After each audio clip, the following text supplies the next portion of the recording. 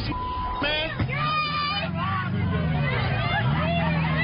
We've got awful news to bring you, unfortunately, this morning. Riots broke out overnight in Milwaukee. The mayor of that city is calling on faith leaders to help restore order to a city that badly needs it. Bishop E.W. Jackson is the founder and president of STAND. He's a former Marine, and he joins us this morning. Bishop, it's great to see you this morning. Thanks for having me, Tucker. So the mayor of Milwaukee has said he needs people like you to weigh in and tell the rioters to stop. What would you say to them this morning?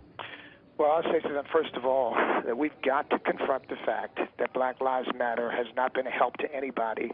In fact, they have stoked hysteria across this country over the lie that black men are being hunted down by white police officers or police officers in general. It just isn't true, Tucker. I mean, the statistics say about 6.5 million black people are arrested every year, about twice as many whites, and that 1/10,000% of them end up dead in a confrontation with police. That is hardly an epidemic, but that truth is no longer that doesn't matter anymore. There's a mass hysteria that has taken grip, and frankly, I have to say, I think that the president, by justifying Black Lives Matter, has only made things worse.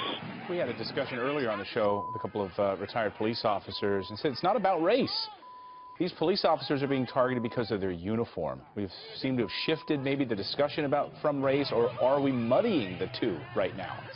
Well, of course we are, because look, anybody who looks at Black Lives Matter website realize they're not interested in trying to save black lives. If they were, they would be up in arms over the thousands of young blacks who die in cities across this country every year, and they're not dying at the hands of police. What they're interested in is a conglomeration of left-wing causes and ideas, and having riots and upheaval they think helps to further their sort of agenda. I mean, one of their agendas is to disrupt what they call the Western family, which is code language for white. What we need in black communities is for the family to be rebuilt, not disrupted. So there's nothing good about this whole movement. And frankly, as long as celebrities and the president and prominent people continue to justify it, we're going to continue to see these results. We ought to be telling people, wait for the facts.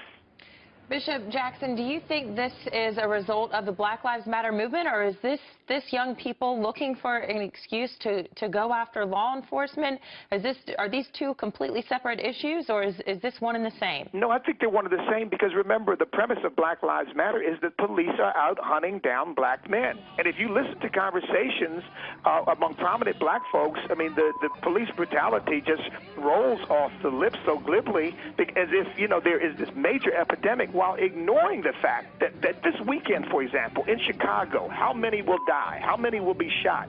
That's ignored. So I think that the two are very definitely related, and until we get leadership in this country that's talking about jobs, economic opportunity, talking about education in these communities, we're going to continue to see people utilize race as a way of avoiding responsibility for doing anything. That's exactly right. 9 people were shot in this neighborhood in the day before this killing, and nobody said anything about it.